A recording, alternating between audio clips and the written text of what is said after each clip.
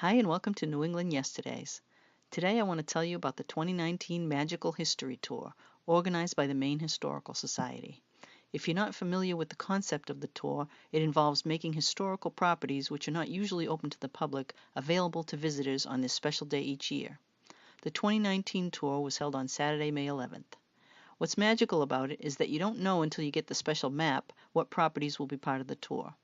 This year, as in previous years, most of the stops were in Portland, but 2 stops in Falmouth Foreside were also included.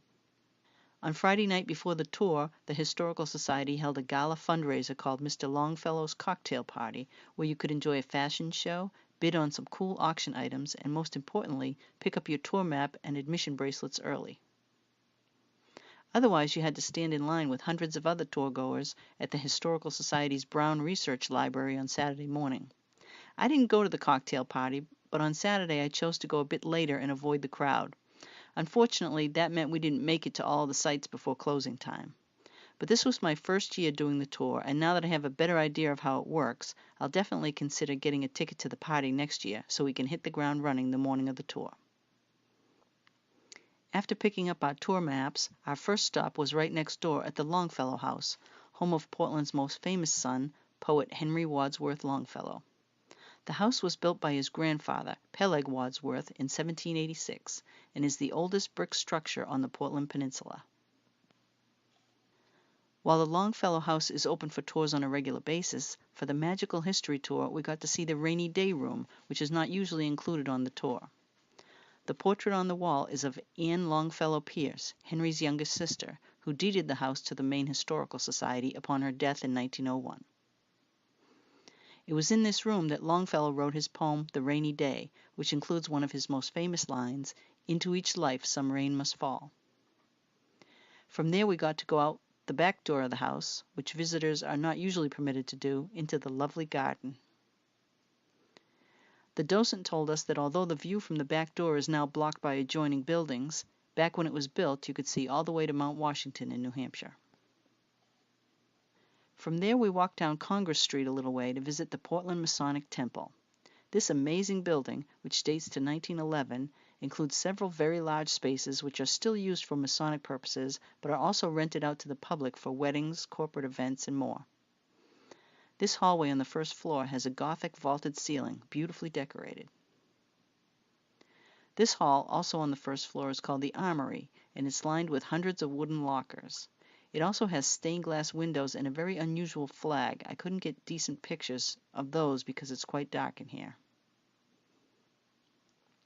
Up on the 4th floor is the Drummond Auditorium, which seats 400 people.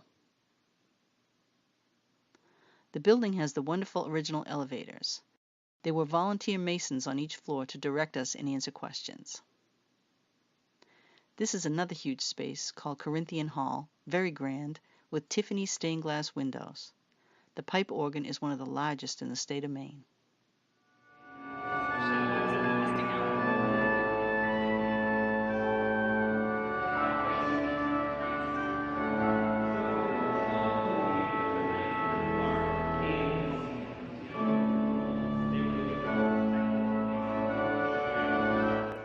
Just a few doors down from the Masonic, we entered an alley which took us to the back door of our next stop, Portland High School.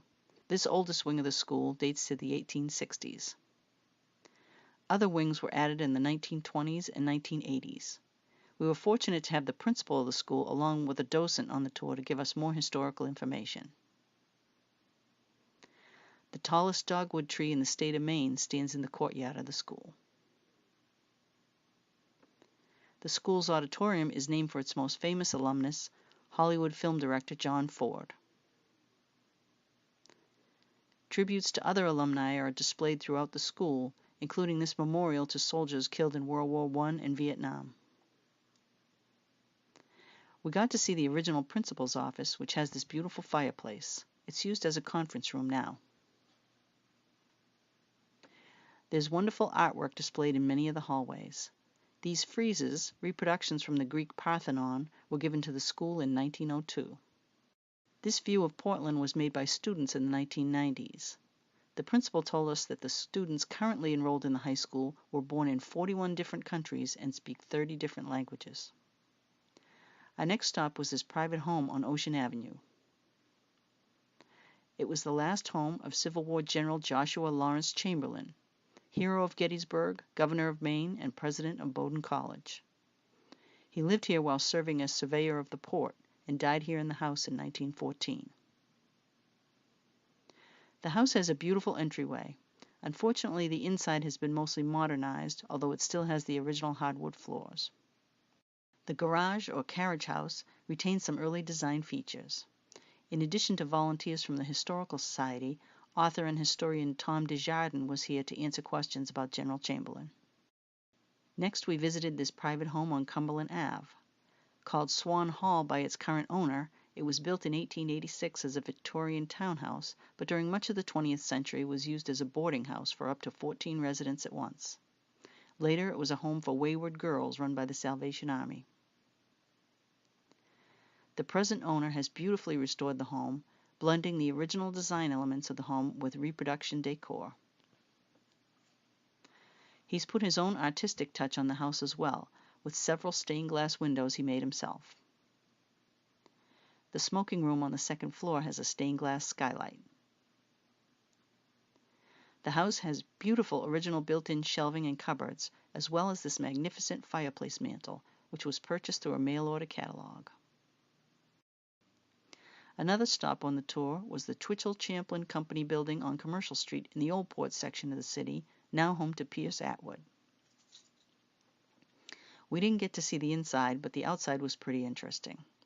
It was built between 1884 and 1924 and bears the signs of alterations over the years. This row of shuttered windows is an interesting detail.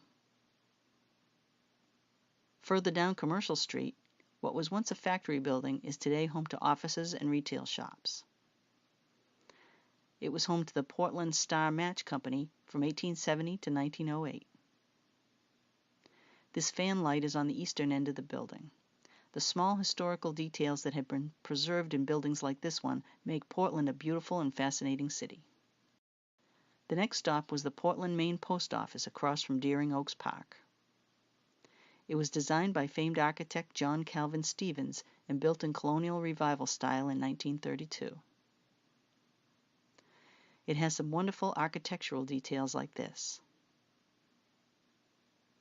Check out the detail on an eagle that stands over the original entrance on Forest Avenue.